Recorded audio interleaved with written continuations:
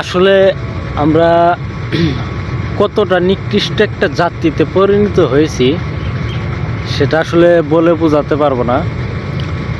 তো কম বেশি সবাই ইন্টারনেট ব্যবহার করেন, কারণ বর্তমান ইন্টারনেটের যুগ। সবাই একটা বিষয় খেয়াল করছেন কিনা জানি না, যারা ভিডিওগুলো দেখছেন যে ফিলিস্তিনে ইসরায়েলিরা কিভাবে হামলা করতেছে, কিভাবে ছোট ছোট বাচ্চাদেরকে তারা মারতেছে, ঘরবাড়ি পুড়াই দিতেছে। এই রোজার মাসে তারা যে ইফতার করবে এক গ্লাস পানি দিয়ে, আসলে ওইটারও সামর্থ্য তাদের নাই। এবং কি খেয়ে তারা মানে পানি খেয়ে যে আপনার রোজাটা রাখবে তারও কোনো উপায় নাই। তো তাদের কান্না দেখলে, আসলে তাদের কষ্ট দেখলে আসলে খুবই খারাপ লাগে, নিজের কাছে খুবই লজ্জিত মনে হয় নিজেরে।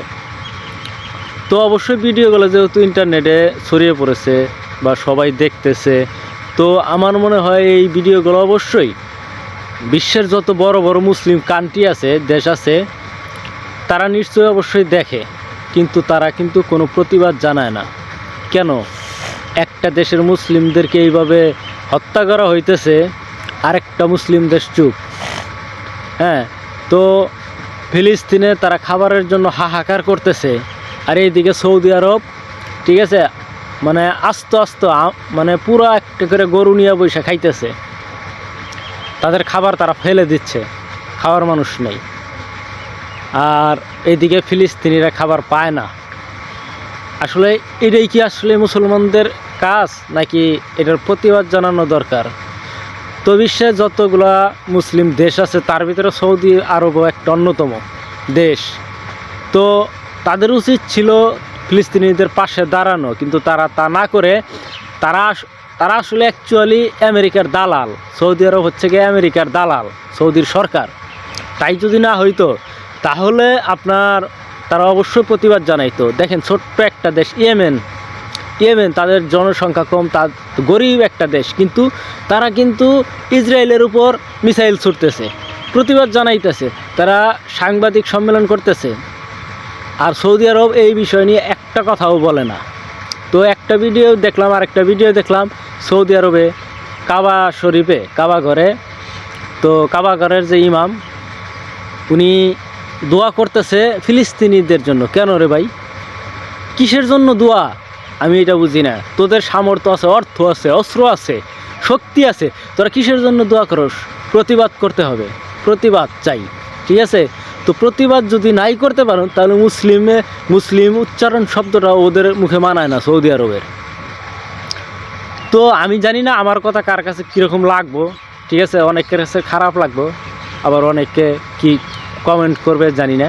তো যে যাই বলুক, তো আমার যতটুকু মনে হয়েছে যে আসলে এই বিষয়টা নিয়ে একটু কথা বলার দরকার বা সবাইরে জানানো দরকার, এই কারণে আমি সবাইরে মানে মেসেজটা দিতেছি যে আমরা না পারি যুদ্ধ করতে, আমরা ইন্টারনেটের যুগ, আমরা তো ফেসবুক, ইউটিউব এগুলোতে তো আমরা প্রতিবাদ জানাইতে পারি, তাই না? তো প্রতিবাদ না জানাইলে আসলে সবাই ঐক্যবদ্ধ না হলে তো আসলে কোনো কিছুই সম্ভব না। তো একটাই কথা বলবো, সেটা হচ্ছে সৌদি আরবের উদ্দেশ্যে, ওদের উচিত এইগুলার প্রতিবাদ করা, আমেরিকার বিরুদ্ধে যুদ্ধ ঘোষণা করা সরাসরি, ঠিক আছে? এই দুনিয়া কয়েকদিন বাইসা থাকবে রে ভাই? না তুই আরও 100 বছর বাইসা থাকলি, আর যুদ্ধ করে তুই আজকে মারা যা। তো আর যদি সাহসে না কুলায়, তুই সৌদি আরব, তোদের যদি সাহসে না কুলায়, তোরা অস্ত্র দে, প্রয়োজনে বাংলাদেশের মানুষ যেয়ে যুদ্ধ করে দিয়ে আসবো, সমস্যা নেই। মরলে বাংলাদেশের মানুষ মরমু, আমরা মরমু, ঠিক আছে? তোদের যদি সাহসে না কুলায়, তাও তো পারস না। তোরা তো আসোস আরামে, মেয়ে নিয়ে ফুর্তি করতেছোস, হ্যাঁ, সময় মতো আস্তে আস্তে গরু জবাই করে খাইতেছোস সবসময় সকাল বিকালে, হ্যাঁ? তোদের কোনো ওদের ফিলিস্তিনিদের যে ছোট ছোট বাচ্চাদের যে কান্না, যে শিশুদের যে কান্না, ওরা আসলে পারে না কোনো কিছু বলতে, হ্যাঁ? তো ওরা সবসময় আল্লাহর কাছে ছেড়ে দিচ্ছে, এগুলোর বিচার হবে একদিন, আল্লাহ করবে। কিন্তু সৌদি আরব মুসলিম কান্ট্রি হয়েও, হ্যাঁ, ওই দেশের সরকার মুসলমান হয়েও যে চুপ রয়েছে, এগুলোর বিচারও একদিন আল্লাহ করবে। সৌদি আরবের উপরেও, এই সরকারের উপরেও একদিন আল্লাহ গজব ফেলবে। তো জানি না কে কী মনে করবেন বা কী বলবেন, ঠিক আছে? তো সবাই আসেন, সবাই ঐক্যবদ্ধ হয়ে এগুলোর প্রতিবাদ জানাই আমরা। তো সবাই ভালো থাকবেন, আসসালামু আলাইকুম।